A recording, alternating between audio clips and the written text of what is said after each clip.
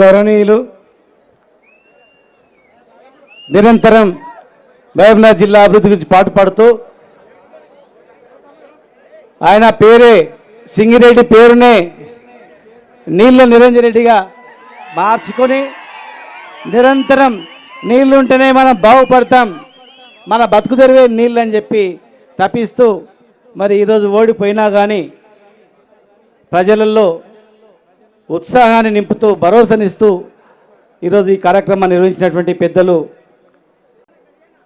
సింగిరెడ్డి నిరంజన్ రెడ్డి గారికి, గౌరవనీయులు ఆనాడు తెలంగాణ ఉద్యమంలో కేసీఆర్ అడుగుజాడల్లో ప్రాణానికైనా సిద్ధమై తెలంగాణ ఉద్యమాన్ని నడిపించి ఈరోజు మన జిల్లాలో ఏదుల నుంచి మొదలుకొంటే ఉదండాపూర్ వరకు రాత్రింబవళ్ళు నిద్రలు కాసి ఉరికించి ఈరోజు 90% పాలమూరు రంగారెడ్డి ప్రాజెక్టు పూర్తి కావడానికి కారకులైనటువంటి పెద్దలు ఈరోజు ఇక్కడ వచ్చినటువంటి గౌరవనీయులు తన్నీరు హరీష్ రావు అన్నగారికి, గౌరవనీయులు పెద్దలు జాతీయ స్థాయిలో అవార్డు తీసుకుని ఒక పోలీస్ ఆఫీసర్ అంటే ఐజీ డిఐజీ తుపాకీ పట్టుకొని ఉద్యోగం చేసే ఉద్యోగం కోరుకుంటారు, కానీ తుపాకీ పక్కన పెట్టి పెన్ను సంతకం చేస్తూ విద్యార్థుల భవిష్యత్తే నాకు ముఖ్యమని చెప్పి ఎక్కడ ఏ దేశంలో ఎక్కడ లేనటువంటి భిన్నంగా ఒక ఐపీఎస్ ఆఫీసర్ ఒక ఐఏఎస్ ఆఫీసర్ పోస్టులో పనిచేసి వేలాది మంది విద్యార్థులను జాతీయ అంతర్జాతీయ స్థాయిలో తీర్చిదిద్దినటువంటి గౌరవనీయులు ఆర్ఎస్ ప్రవీణ్ కుమార్ గారికి, గౌరవనీయులు పేద మామూలు కుటుంబంలో పుట్టి మరి అచ్చంపేట అభివృద్ధి గురించి నిరంతరం కేసీఆర్ గారు వెంటబడి ఎన్నో ప్రాజెక్టులు తీసుకొచ్చి ఎన్నో టూరిజం ప్రాజెక్టులు ఇరిగేషన్ ప్రాజెక్టులు తీసుకొచ్చి మరి ఇప్పటికి ఎవరు అవమానపరిచినా భయపడకుండా నిరంతరం మీలో ఉన్నటువంటి గువ్వల బాలరాజు గారికి, గౌరవ శాసనసభ్యులు పెద్దలు మా అంజన యాదవ్ గారికి, గౌరవ పార్లమెంట్ మాజీ సభ్యులు రాజ్యసభ సభ్యులు రావు చంద్రశేఖర్ రెడ్డి గారికి, గౌరవనీయులు నవీన్ రెడ్డి ఎమ్మెల్సీ గారికి తమ్ముడు, గౌరవనీయులు తెలంగాణ ఉద్యమంలో మరి ఎంతోమంది విద్యార్థులను ప్రజా సంఘాలను ఐక్యం చేసినటువంటి ఎమ్మెల్సీ గౌరవనీయులు దేశపతి శ్రీనివాస్ గారికి, ఇక మాజీ చైర్మన్ ఇమ్తియాజ్ గారికి, రజనీ సాయిచంద్ గారికి, వేదిక పెద్దలందరూ కూడా దయచేసి క్షమించాలి. ప్రతి ఒక్కరు కూడా పేరు పేరు నమస్కారం తెలియజేస్తూ ఈరోజు ఇక్కడ వచ్చిన వాళ్ళందరూ కూడా రైతు బిడ్డలు, తెలంగాణ ఉద్యమంలో పాల్గొన్న వాళ్ళు, ఆ తర్వాత తెలంగాణ అభివృద్ధిలో పాల్పంచుకునే వాళ్ళు, నికాసైన తెలంగాణ బిడ్డలు ఇక్కడ ఉన్నారు. ఒక్కసారి ఆలోచన చేసుకోవాలి. 2014 కన్నా ముందు మన మహబూబ్నగర్ జిల్లా ఏ రకంగా ఉండే, రైతులు ఏ రకంగా ఉండి, రైతు కూలీల పరిస్థితి ఏముండే, ఊర్లో ఎట్లా ఉండే, ఊరి పరిస్థితులు ఏముండే, 50 ఎకరాలు ఉన్న రైతు కూడా ఊరు వదిలిపెట్టి పట్నం పోయి బతికినటువంటి పరిస్థితి. బ్యాంకులు లేనప్పుడు ఊరిని కాపాడిన రైతు పెళ్లి కావాలన్నా సచ్చినా బతికినా ఊర్లో చిన్న ఒక పైసా పుట్టని రోజుల్లో కూడా ఎవరి దగ్గర పైసా లేకపోయినా రైతు దగ్గర పైసా ఉండేది. అలాంటి రైతులు కాపాడిన రైతులు ఊరు వదిలిపెట్టి దేశాలు పోయినటువంటి పరిస్థితి ఈ జిల్లా. ఉమ్మడి ఆంధ్రప్రదేశ్లో మొత్తం అత్యంత పేద జిల్లా అంటే మన పాలమూరు జిల్లా, మహబూబ్నగర్ జిల్లా. ఏ ఊర్లో చూసినా గోసనే. మరి అలా తెలంగాణ తెచ్చుకున్న తర్వాత ఈ 10 సంవత్సరాల్లో మన పల్లెలు ఏమైనాయి, మనం ఎట్లా బతికినాం, ఏ రకంగా బతికినాం ఒక్కసారి ఆలోచన చేసుకోవాలి. మనం పాలమూరు జిల్లా ఏంటంటే చాలా తెలంగాణలో కూడా చేసిన మేము తొందరగా మర్చిపోతాం, తప్పు చేస్తాం, తప్పు చేసిన తర్వాత అయ్యో అంటాం. చేతులు కాలినాక ఆకులు పట్టుకుంటాం. మనం చేతులు కాలినాక ఆకులు పట్టుకుంటే ఏం లాభం చెప్పండి? ఆలోచన చేయాలి. చాలాసార్లు కేసీఆర్ గారు చెప్పిండు, మీరు ఓటు వేసే ముందు ఆలోచన చేయండి, మళ్ళీ గిరగిర తిరిగి వెనక పోతుంది. ఆ అష్టాచెమ్మ గింజలు పెద్ద పాము నోట్లో పడితే కింది కోసం చూడు అట్లయితుంది, జాగ్రత్త బిడ్డ అని చెప్పారు. కానీ ఎవరు మర్చిపోయినా మన జిల్లా వల్ల మర్చిపోవద్దు. మన గోస ఎవరికి లేదు. రైతు నుంచి ఈ కులము ఆ కులం కాదు, ప్రతి ఒక్కరికి గోసనే ఈ జిల్లాలో. మరి ఇంత గోస పడ్డలం 10 సంవత్సరాల్లో కనీసం ఎట్లా ఉండమని ఆలోచన చేసుకున్నావా? కృష్ణానది పోంటి చూస్తే గద్వాల, అలంపూర్, కొల్లాపూర్ నది పక్కన ఉన్న ఊర్లలో కూడా తాగడానికి నీళ్ళు లేకుండే, సాగునీరు దేవుడెరుగు. ఇవాళ మనం ఇంత బ్రహ్మాండంగా బతుకులు బతికి చివరికి ఏమైపోయింది ఇవాళ చూడండి. ఎవరైనా కానీ కొత్తగా ప్రభుత్వం వస్తే కొత్తగా వచ్చిన ప్రభుత్వం ఏం చేయాలి? ఏం హామీలు ఇచ్చినాం అది నెరవేర్చాలి. అసలు ఎటువంటి హామీలు ప్రపంచంలో ఎవరు ఇవ్వడు. రుణం తీసుకోండి, పెళ్లిళ్ళు చేసుకోకండి, 10 రోజుల తర్వాత పెళ్లిళ్ళు చేసుకోండి, ఇటువంటి హామీలు ఎవరు ఇవ్వరు. కానీ ఇచ్చిండ్రు. కొత్తగా వచ్చిన ప్రభుత్వం దాని మీద దృష్టి పెట్టాలి, హామీల మీద దృష్టి పెట్టాలి. ఇవాళ తెలంగాణ ప్రాంతంలో ఏ వర్గం హ్యాపీగా ఉంది వాళ్ళకు ఓటు వేసిన వాళ్ళు అడగండి. వాళ్ళకు ఓటు వేసిన వాళ్ళని ఇలా నీ ఓటు వేసి గెలిపించినావు కదా, ఈ కాంగ్రెస్ పార్టీ అధికారంలో వచ్చినావు కదా, నువ్వు సంతోషంగా ఉండవు అడగండి, ఊర్లో అడగండి. ఇప్పుడు నేను వచ్చేటప్పుడు కొత్తకోటలో వచ్చి ఛాయ్ తాగుతున్నా. కొండారెడ్డి, సాయిరెడ్డి అని అన్నదమ్ములు కలిసిరు. ఛాయ్ తాగుకుంటే కొంచెం పేర్లు అడగలేదు, ఉట్టి అడిగా ఎట్లుంది అని. ఎట్లుంది? అయిపోయా, మా గుంతలు మేము దొక్కున్నాం అయిపోయింది అని అన్నాడు. ఏమైంది అంటే అయిపోయింది ఏమైనా చెప్పనీక లేదు. మరి ఎలక్షన్ ఏమో తొందర వస్తుంది అనుకుంటే రాదంట, 3 ఏళ్ళ తర్వాత వస్తుందంట.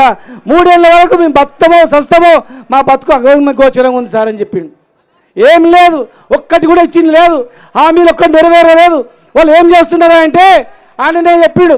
మొన్న పాలమూరులో అందులో కళ్ళు కనపడేళ్ళు వికలాంగుల ఇల్లు కులగొట్టిరు. ఇల్లు కులగొడితే హైదరాబాద్ తర్వాత మొట్టమొదటిగా మహబూబ్నగర్లో ఇల్లు కులగొట్టిరు. మేము పోయి చూసినాం, ఇల్లు కులగొట్టిరు, కళ్ళు లేవు. ఒక్కొక్కరి ఇంట్లో 4 కళ్ళు లేవు, అందులో 3 వికలాంగులు ఒక్కొక్క ఇంట్లో. వాళ్ళు ఇల్లు ఎట్లా కట్టుకున్నారంటే వచ్చిన 2000 పెన్షన్తో ఒక పెన్షన్ తిని 4 మంది దాచిపెట్టుకొని కట్టుకున్నామన్నారు. మరి కూలగొట్టిన ఇండ్ల దగ్గరకు పోయి ఒక మాజీ మంత్రిగా తెలంగాణ ఉద్యమకారునిగా నేను పోయి పలకరిద్దా చెప్పు. పలకరించిన పాపానికి 10 రోజులు అన్నం పెట్టిన పాపానికి మరి కేసులు పెట్టి మేమేదైతే అందులో ఖాళీలో పట్టాలు ఇవ్వండి, ఒకవేళ పట్టాలు లేకపోతే కొత్త పట్టాలు ఇవ్వండి, జీవో 58 ప్రకారం న్యాయం చేయండి అడిగితే అడిగిన అప్లికేషన్ మీదనే ఎండార్జ్ చేసి మరి ప్రతిరోజు అక్కడ అన్నం పెట్టి ఎమ్మడున్నటువంటి మా శ్రీకాంత్ని జైల్లో పెట్టింది. సోషల్ మీడియా ద్వారా అసత్య ప్రచారాలు చేస్తూ ఉన్నారు. మరి జైల్లో పెట్టినంత మాత్రాన వాళ్ళు అనుకుని ఉండొచ్చు నోర్లు బంద్ అవుతాయేమని. ఇలా ఉదయం కూడా వరద భాస్కర్ ముదిరాజ్ అని చెప్పి ఒక యువకుడు సోషల్ మీడియాలో ఒక చిన్న మెసేజ్ని ఫార్వర్డ్ చేసి మరి అక్కడ ఒక ఆయన పోలీస్ ఆఫీసర్ పట్టుకొచ్చి లోపల వేసింది, ఇడిపించినాం, మళ్ళా పట్టుకొచ్చి బాగా దెబ్బలు కొట్టిండంట. మరి పోలీస్ అధికారులు, పోలీస్ అంటేనే ఒక మంచి పేరు ఉంది తెలంగాణ పోలీస్ అంటే. మరి ఈ న్యాయ వ్యవస్థలో ఈ తెలంగాణలో మరి కొంతమంది పోలీసులు అక్కడక్కడ చేస్తున్నందుకు పోలీస్ వ్యవస్థకే చెడ్డ పేరు వస్తుంది. ఇటు పోలీసులు ధర్నా చేస్తే స్పెషల్ పోలీసులను కొడతారు, సస్పెండ్ చేస్తారు. మా హోంగార్డులకు జీతాలు ఇవ్వమంటే మా హోంగార్డులకు జీతాలు ఇవ్వరు సమయంలో. టీఏలు బిల్లు కట్టమంటే టీఏ బిల్లులు ఇవ్వరు. వాళ్ళకి రిస్క్ అలవెన్స్ ఇచ్చినాం, పోలీస్ స్టేషన్లో మెయింటెనెన్స్ డబ్బులు ఇచ్చినాం. మరి ఈరోజు అవి బంద్ అయినాయి. కానీ ఎవరిని సంతోష పెట్టడానికి మీరు కేసులు పెడుతున్నారు, ఎవరిని సంతోష పెట్టడానికి మీరు జైలు పెడుతున్నారు. మేము అడుగుతూ ఉన్నాం, మీ మీద నమ్మకం ఉంది, దయచేసి అలాంటి పనులు చేయొద్దు. మీరు కూడా చెప్తా ఉన్నా, ఎన్ని కేసులు పెట్టినా మీరు భయపడకండి. ఈ తెలంగాణ ఉద్యమ సమయంలో ఎవరైనా జైల్లో పెడితే పెట్టండి సార్ అని, కేసులు పెడితే పెట్టండి సార్ అని తెలంగాణ స్వాతంత్ర పోరాట యోధులుగా అవి ఫోటోలు పెట్టుకొని ఇళ్ళలో కట్టిపెట్టిన చరిత్ర ఉంది. మరి ఇవాళ కూడా ఈ ధర్మ పోరాటంలో మీరు కేసులు పెట్టినా జైల్లోకి అయినా తెలంగాణ రేపు మళ్ళీ మనమే అధికారంలో వస్తాం. వచ్చిన తర్వాత అందరికన్నా ముందు వరుసలో నువ్వు కూర్చుని పెట్టేది ఇలా జైలుకు పోయిన కానీ, కేసులు భరించిన కానీ, దెబ్బలు తిన కానీ, అవమాన పడ్డలో కానీ మీకే స్థానం ఉంటుంది. కనుక కేసులకు ఎప్పుడు కూడా భయపడకండి. ఈ గడ్డ ప్రాణాలకు కూడా భయపడని గడ్డ ఇది, ప్రాణాలకు తెగించి కొట్టడం గడ్డ ఇది. ఎంత కొడితే అంత ఇంకా మొండిగా తయారుగాండి, ఎన్ని కేసులు పెడితే ఇంకా అంత గట్టిగా పోవడం తయారుగాండి.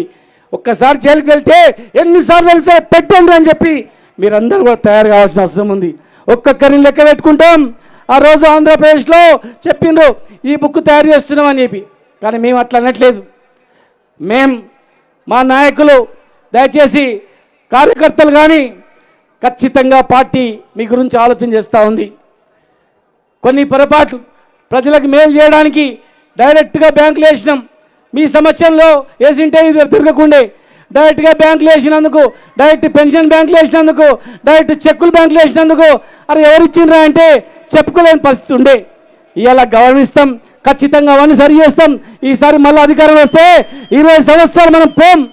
ఎందుకంటే ఇప్పుడు వేసి అధికారం వచ్చిన రైతు అరే మళ్ళా ఓటేస్తే గుర్తొస్తుంది 5 సంవత్సరాల పరిపాలన. కనుక కసితో ధైర్యంగా ఉండండి, మీకు అండగా ఉంటాం. హరీష్ అన్న అండగా ఉంటాడు, అర్ధరాత్రి ఫోన్ చేసినా వస్తాడు. అక్కడ కేసీఆర్ గారు ఉన్నారు, కేటీఆర్ గారు ఉన్నారు. నిరంతరం తెలంగాణ గురించి కొట్లాంటి పెద్ద టీం ఉంది. ఎవరు కూడా ఎక్కడ పోలేదు. మధ్యలో వచ్చిన వాళ్ళు వచ్చిండ్రు పోయిండ్రు, అయితే మళ్ళీ వాళ్ళు వచ్చేది ఉండదు, తీసుకునేది ఉండదు. ఉన్న వాళ్ళే నికార్సైన కార్యకర్తలు. మీరే తెలంగాణ రాష్ట్రాన్ని తెచ్చిన వాళ్ళు, రేపు రాష్ట్రాన్ని తెలంగాణ అధికారంలో కూడా వచ్చేది కూడా మీరే. కనుక మీరందరూ కూడా గట్టిగా ఉండాలని.